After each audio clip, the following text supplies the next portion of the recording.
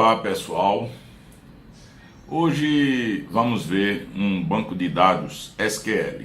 A gente já deu uma introdução ao NoSQL, que é uma das alternativas mais usadas. Tem vários NoSQL, várias implementações, né, como o CouchDB, como o MongoDB, etc., usadas com JavaScript. Mas também existem os bancos tradicionais, como o Postgres, o MariaDB, o MySQL. E tem um particularmente interessante que está presente nos navegadores e é o mais usado, apesar de não ser um dos tradicionais, que é o SQLite. O SQLite é um servidor diferente, ele não é servidor, na verdade, ele é uma biblioteca onde você trata um arquivo como se fosse um banco de dados inteiro, certo? Então ele é útil quando você quer ter alguma coisa compacta e portável facilmente. Ele tem interface para todas as linguagens que a gente possa imaginar. Eu usei muito ele com TCL, que eu sou um programador TCL, Tcl, né? A linguagem de scripting interessante, mas hoje em dia eu uso mais JavaScript. E é por isso que eu estou, inclusive, gravando esse canal Programador, que é dedicado à programação web, especialmente JavaScript. Mas vamos lá. Primeiramente, um resumo das características do SQLite. É um SQL bem completo e padrão, ele segue os padrões, não tem muita coisa diferente dos padrões, nem muitas extensões. Tem alguma coisa interessante, mas não foge exatamente dos padrões. E usa um único arquivo para cada banco de dados. Eu posso ter vários bancos de dados ao mesmo tempo, né?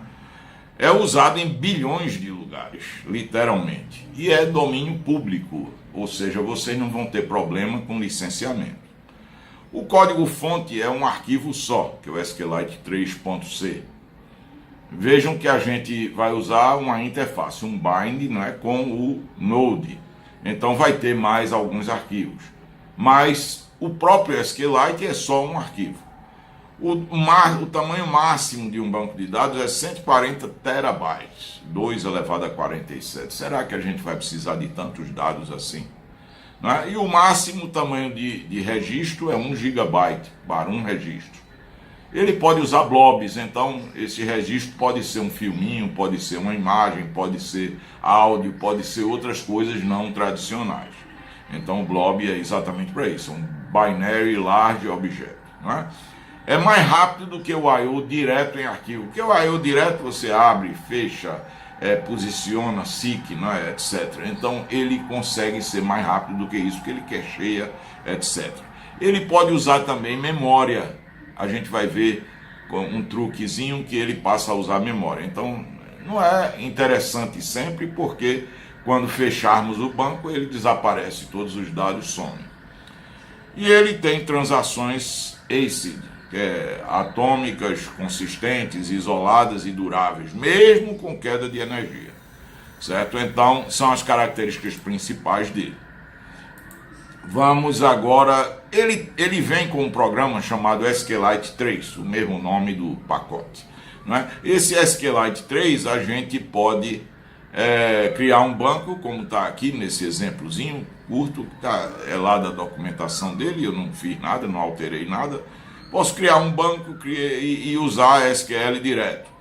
Batendo .help vem a lista dos comandos. Então são muitos comandos, eu não vou discutir aqui todos eles, nem vou discutir essa interface aqui, a não ser a gente vai dar uma usada nela aí, só para dar uma olhada como ficou o nosso banco. Certo? Então está aqui um exemplo interessante, simples, usando o SQL diretamente, desse SQLite 3, né?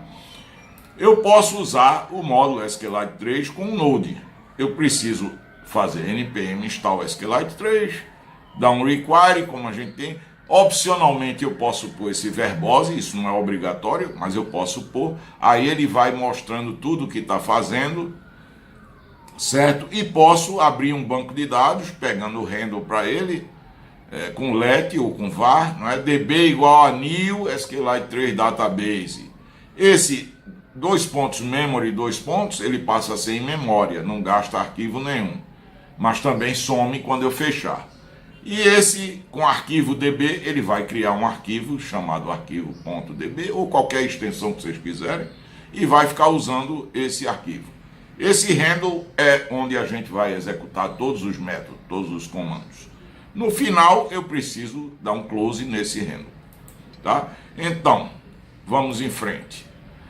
Eu posso passar parâmetros nas queries. Por exemplo, aqui tem uma query, três maneiras, três queries, a mesma query mudando ligeiramente. Eu posso usar esse DB, aquele DB que a gente abriu, criando um database, né? E posso, por exemplo, dar um update. Cada interrogação que eu colocar do lado da query, nessa string, vai ser substituída por uma variável. Então eu ponho um argumento para cada interrogação dessa. Mas posso também passar como um array. Segundo exemplo aqui, como um array, dbrun é o mesmo update. Isso aí é SQL, eu não vou dar um curso de SQL aqui agora, tá? Então acreditem ou consultem o manual de SQL, qualquer manual do próprio SQLite, para entenderem o que está ocorrendo. Isso aqui é SQL, certo? Essa string está dentro do JavaScript, mas a string é um comando SQL. Então, passando como array ou passando como objeto com os nomes. Aí, no caso, a gente usa um dólar e o nome do coisa, porque o dólar no JavaScript é um caractere permitido, certo? Aí o $id é um caractere permitido, esse dólar. E no SQL ele faz essa substituição. Então é interessante usar tudo prefixado com dólar. Bom, então passando os parâmetros pelas queries, né? Outros comandos, tem dois comandos importantes aí, interessantes. O serialize, se eu quiser fazer vários comandos que não retornam imediatamente, a maioria deles não retornam. Eu vou dar um update, ele demora até terminar o update, eu teria que usar promise, esperar, etc. Mas eu posso colocar tudo dentro de um serialize. Dentro do serialize ele executa um e só executa o próximo depois que terminar de executar aquele primeiro. Então isso é interessante. Ou parallelize, que é exatamente o contrário. Ele faz em paralelo todos os comandos, tá? Então, as queries mais comuns são selects. Eu posso dar um select usando o comando all. Sempre o primeiro parâmetro é a query, certo? Entre a query, select, etc, etc, em forma de string. Então, a query com retorno de um array, com todos os resultados, seria uma possibilidade. Um get, que vai obter só o primeiro resultado, mesmo que a query retorne vários, ele vai retornar só o primeiro. E um each, que vai executar o meu callback de um em um resultado, certo? Esse é o mais interessante, a gente vai demonstrar como usa ele no código exemplo desse vídeo, tá? Para executar queries eu tenho o comando run, que ele executa o SQL, substituindo os parâmetros e chamando o callback no final. É opcional esse callback. Normalmente com selects eu não vou executar isso aqui, eu vou preferir executar aqueles três que eu mostrei antes. O exec, que executa, esse não retorna a linha de retorno do banco, então também não é bom para o select, certo? Que é um exec. E ele é interessante porque eu posso, logo depois de um exec, ele retorna o banco de dados, eu posso encadear com outros comandos. E o prepare é para a gente executar várias vezes o mesmo comando. A gente vai ver um exemplo disso aqui, sem exemplo é difícil de entender. Ele só prepara substituindo os parâmetros. Esse callback seria para dizer já está preparado, certo? Eu não preciso realmente usar ele. Ou melhor, posso usar para fazer o loop, fazer o retorno múltiplo, né? Então vamos lá. Vamos agora para o nosso programa exemplo, tá? Então tá aqui, SQLite 3 require, eu já disse a vocês, isso aqui é Node, tá? Estou com JavaScript. Eu criei um banco de dados chamado cadastro, caso não exista. Se existir, ele vai abrir. Coloquei aqui os usuários na forma de um objeto. tá? É um array de objetos, com nome e idade. Nome das pessoas e idade das pessoas. Então vou usar aquele serialize como eu mostrei para vocês. Dentro desse serialize eu dou um run, o serialize vai esperar que o run termine. Então se não existe o srinfo, a informação do usuário, eu vou, que tem esses dois campos, o texto e o nome, né, e a idade. Um texto e um inteiro. Estou usando dois tipos, poderia usar outros tipos.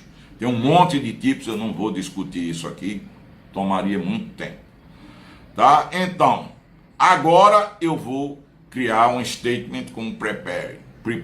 Esse objeto aqui é um objeto preparado. Quer dizer, eu posso usar várias vezes ele.